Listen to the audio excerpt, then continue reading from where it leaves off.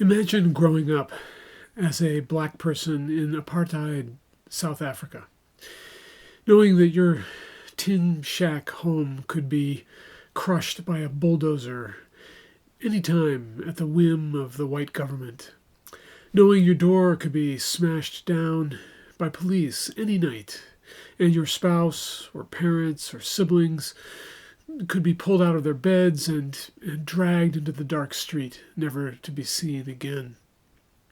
And then imagine how it felt for 10,000 people like you to march in the streets singing those powerful South African freedom songs. Imagine how it would feel with the spirit rising up within you to defy all that could intimidate and oppress you when you were alone. The movement of that spirit together might get you killed, but it might also get your people freedom. It might get them equality. It might get you all the life that truly is life, and it would be worth losing everything for that, losing life to gain life. What would it take to win?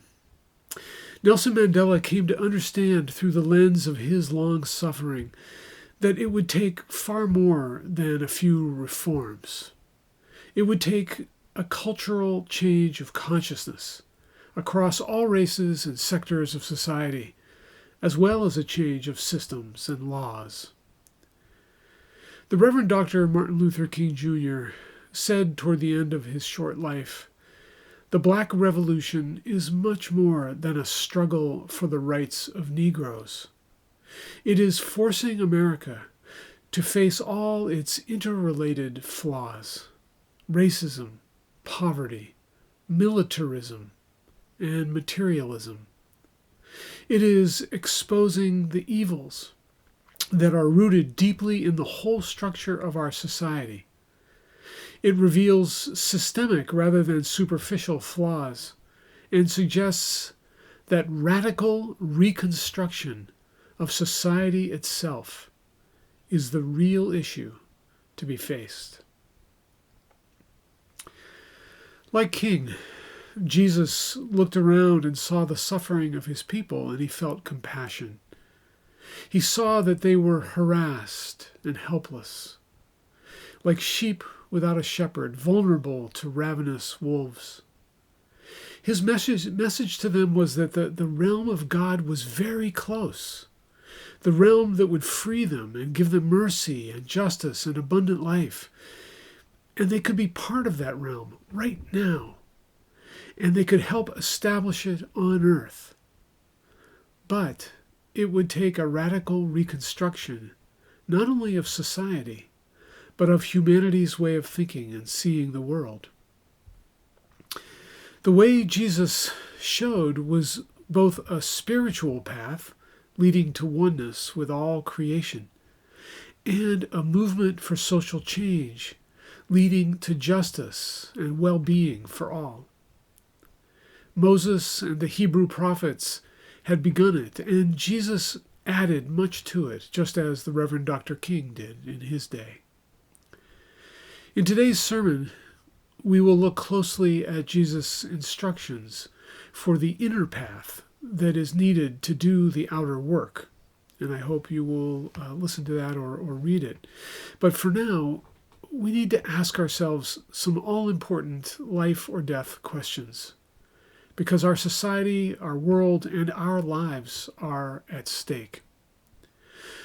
Do we believe that Jesus was right, that we are truly almost there, that the realm of God can be a reality on this earth, that just ahead, if we will help, humanity can become a society that lives by the laws of love of neighbor and the golden rule, that treats all life as sacred, with systemic compassion for all?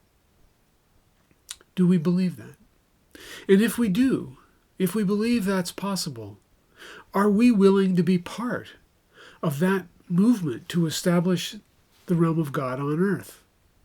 Are we willing to follow the spiritual path of inner transformation as well as the political path of social transformation that Jesus calls us to take? Are we willing to give up our old life and make our new life entirely about this movement? If so, if you are ready, where is that movement happening today? Where do you see people following the twofold path of inner transformation and social change? How can you see yourself fitting into that, to be a part of it? What aspect of it calls to you? None of us can do everything. What part calls to you? What skills, gifts, and resources do you have to contribute? Will you say yes and commit your all to this cause? Jesus said to his disciples, "The harvest is plentiful, but the laborers are few.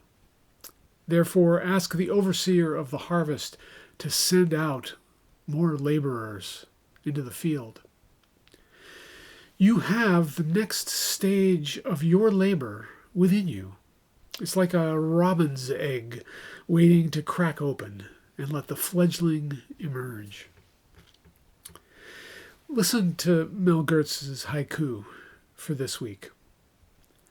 God sees the moon. God sees the tree. God sees the bird that's nesting in me.